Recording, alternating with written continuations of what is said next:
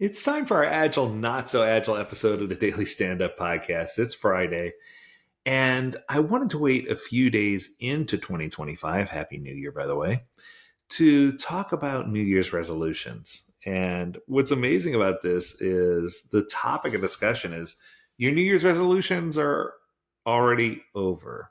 Now, I know that sounds crazy, but let me explain.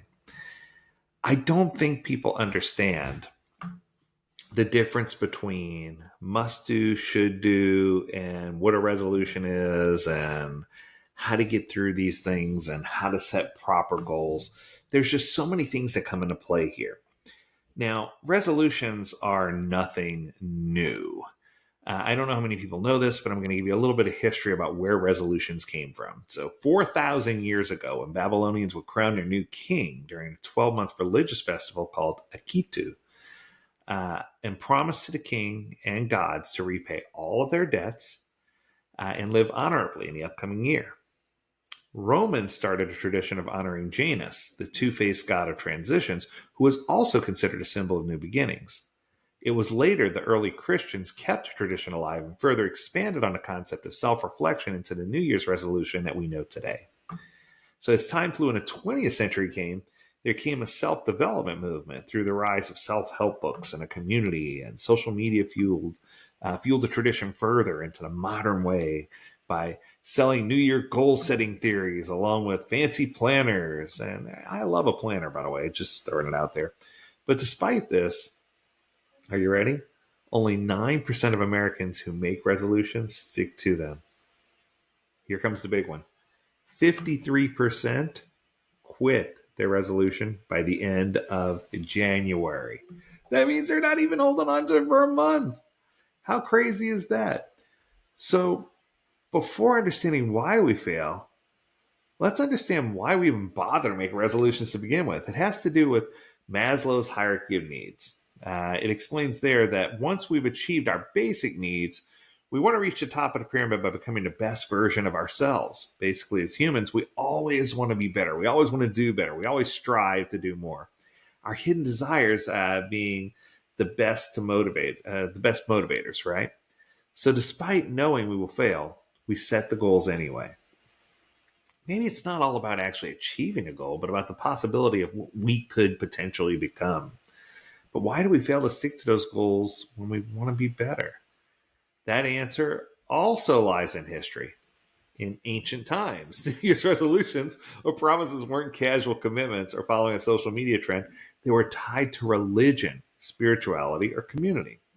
There were public promises, and the punishments or repercussions for not fulfilling those could be harsh, often seen as the wrath of gods or kings in general, shameful acts in a community.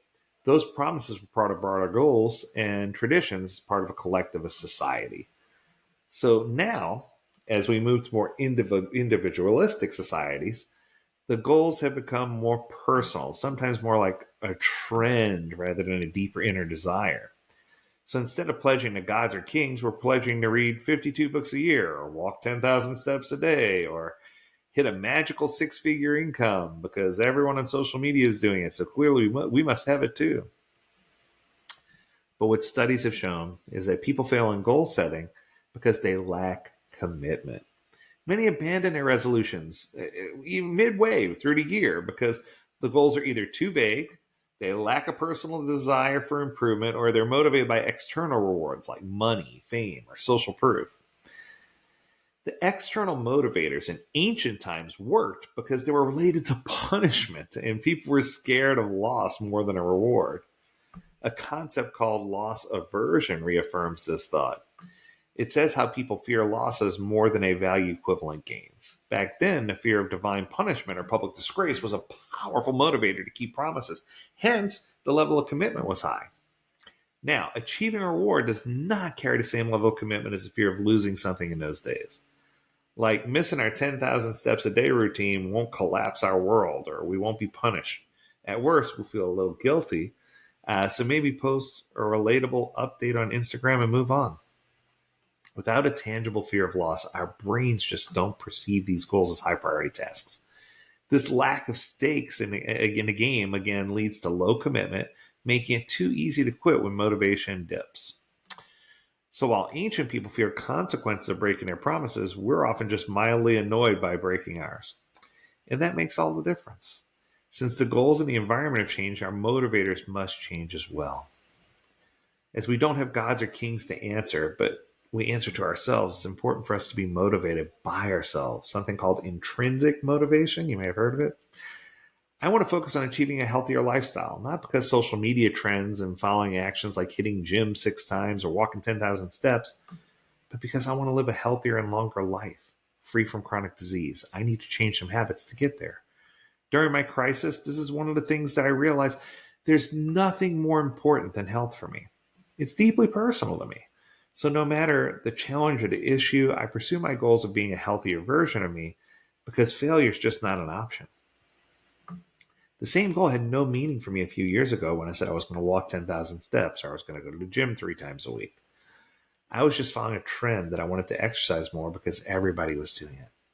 Did I fail when I did it before? Indeed. Every single time I failed. I remember one time I said I wanted to read 12 books a year because everyone kept telling me one of the habits you adopt if you want to be successful is to read more. I failed miserably every time because reading isn't my jam. And I learn differently. But for me, it's not that reading isn't enjoyable. It's just not what I do. It's not the way that I learn. So I needed to learn to shift my perspective. I needed to go from output driven goals to outcome or impact driven goals. The mind blowing idea of changing my perspective from outcome to connecting in with my identity and personal understanding of the why behind the goal was not born by me, unfortunately. Many of you might know Simon Sinek, the author of Start With Why, or James Clear, the author of Atomic Habits, two of my favorite people in the world. These people helped me change my perspective of what a New Year's resolution really is. When we shift our perspective, as said by James, from reading 10 books a year to, I want to be a reader, our actions and everyday behavior change. Our chances to stick to the goals increase because we aren't chasing a trend or a number for the sake of it, but an identity of who we want to be. A good parent, a great writer, a good engineer, an amazing entrepreneur. Instead of spending X minutes with my kid or reading X number or Y number of books or writing Z code because those things have meaning for everyone, I want to spend more time with my family. It's a much better goal, much deeper and much more personal, right? And it's not measured by the minute. My new self is happy and feels accomplished because I learned something and made one change in my life that would bring me closer to my desired self. Unlike the Babylonians and Romans, who don't have external authority to hold us accountable, nor do we have fear of punishment of a collapsing society, I needed to look inside. So instead of being 92% of those who never get our resolutions right, let's be the 8% category who does our New Year's resolutions the right way. But the thing is, in the end, it's not even about whether you're part of the 8% or the 92%. What matters is what we want and why we want it. What actions, what steps are we taking to get there? What are our goals? What are our goals? What is our reality? What opportunities do we have? And what one step will we take to get there today? Grow. Goals, realities, opportunity. Whoa. You don't need a calendar to tell you to start over. You need a mind start to start over. You need to understand the why behind the what. You need to understand what feeds us and what drives us and the why we're doing things. You need to ditch the all or nothing mindset and take micro habits, take small steps, take atomic habits to getting to where you need to be, and make it to where it's impossible to fail. Commit to yourself that you're just going to be a little better. Stop focusing on continuous improvement and start focusing on continual improvement. Step by step, knowing that you're going to take breaks in between, knowing that you're going to have days where you fall off the radar, but it's okay. If you can take that approach, a more positive approach to getting things done, I can tell you with great confidence that your New Year's resolutions will revitalize. The way that you process information will be better, and you'll just be an all-around better person. I hope you all take this to heart. Happy New Year, everybody. Stay healthy, stay well, and stay agile. Until next week, do take care, my friends.